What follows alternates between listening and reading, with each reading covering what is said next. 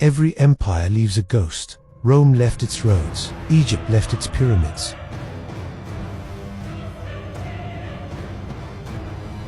But one empire, the first true empire in human history, left something else entirely. It left a warning. This is the story of the Assyrians. Northern Mesopotamia, 2500 BC. The land the Greeks would later call the land between rivers. This was not paradise. This was a killing ground, surrounded by mountains to the north, desert to the south, and enemies in every direction. The people of the city of Ashur had two choices: submit or become stronger than everything around them. They chose strength. They always chose strength. Before they were conquerors, they were traders.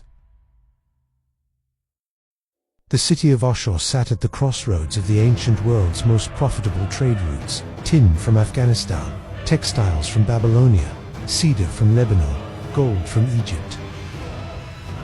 For centuries, the Assyrians made their living with commerce. But commerce requires something to protect it, and protection requires power. The Assyrians believed their city was literally owned by a god, not named after a god. Owned by the god Ashur, god of war, wind, and supreme dominion. The king was not a god, he was Ashur's steward, his enforcer on earth, and that divine mandate changed everything. Around 1813 BC, a king named Shamshi-Adad did something no Assyrian had done before. He conquered his neighbors, not to raid them, not to pillage and leave, to rule them permanently. He created the first Assyrian state and left behind letters to his sons that survive to this day. "Be a man," he wrote to his weakest son. "Your brother is out there winning victories. What are you doing?" 3,800 years later, it still hits different. For the next 400 years, Assyria was humiliated, dominated by the Mitanni kingdom, forced to pay tribute, but they never forgot who they were, and they kept records of everything. Because the Assyrians understood something profound: information is power. They were building the world's first intelligence state. Iron changed everything. While other civilizations were still using bronze, expensive, rare, reserved for elites, the Assyrians mastered iron. Iron that could be found almost anywhere. Iron that could arm every single soldier.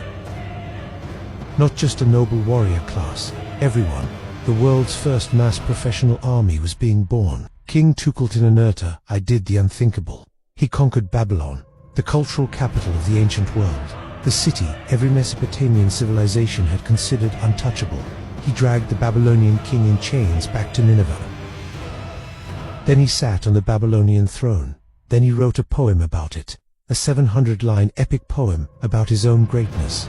The Assyrians were, among other things, excellent at marketing themselves. But they didn't just take the gold, they took the knowledge. Every clay tablet, every medical text, every astronomical record, every myth. The Assyrians were building the ancient world's first great library. Because an empire that only takes by force eventually runs out of things to take. An empire that also takes ideas, that empire endures. 900 BC, something new enters the world. Not just an army, not just a king, a system. A machine for conquest so efficient, so terrifyingly organized, that the ancient world had no answer for it. The Neo-Assyrian Empire, King Ashurnasirpal II was, depending on your perspective, either one of the greatest rulers in human history or one of the most terrifying. He was both. In 20 years of campaigning, he never lost a single battle. He built a capital so magnificent that he invited 69,574 guests to the opening banquet. We know this because he carved the guest list into stone. He served 2,200 cattle, 16,000 sheep, 10,000 fish, 10,000 eggs, and 10,000 jars of beer. The ancient world's greatest party, thrown by the ancient world's most feared man. But Ashurnasirpal understood something modern generals are still taught in military academies. The battle you don't have to fight is the best battle. He commissioned carvings of his cruelest victories and placed them where every foreign dignitary would see them before entering his throne room. Look at what happens to those who resist. Psychological warfare, 3,000 years before the term existed. Cities that heard the Assyrian army was coming sometimes just opened their gates. Because the math was clear, 745 BC, a general seizes the Assyrian throne.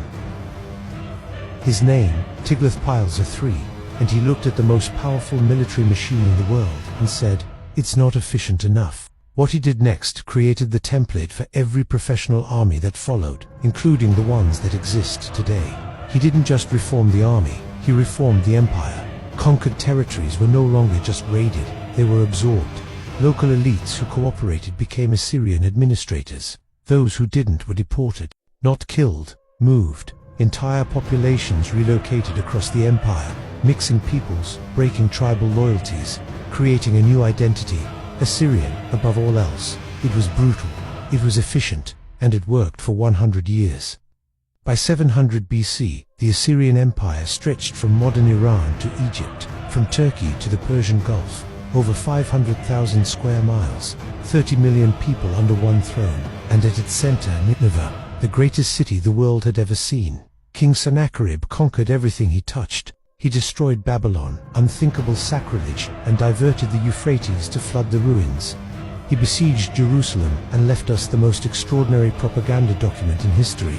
A clay cylinder boasting he trapped King Hezekiah like a bird in a cage. But Jerusalem never fell. The Bible says an angel struck down 185,000 Assyrian soldiers. The Greek historian Herodotus says mice ate their bowstrings. Modern historians suggest a plague.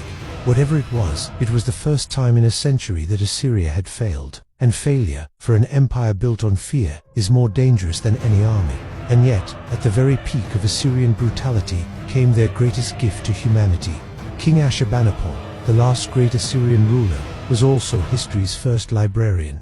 He sent agents across the empire with one order: find every clay tablet ever written, copy it, bring it here. The library of Ashurbanipal contained over 30,000 clay tablets, medical knowledge, mathematical formulas, the complete epic of Gilgamesh, the world's oldest written story.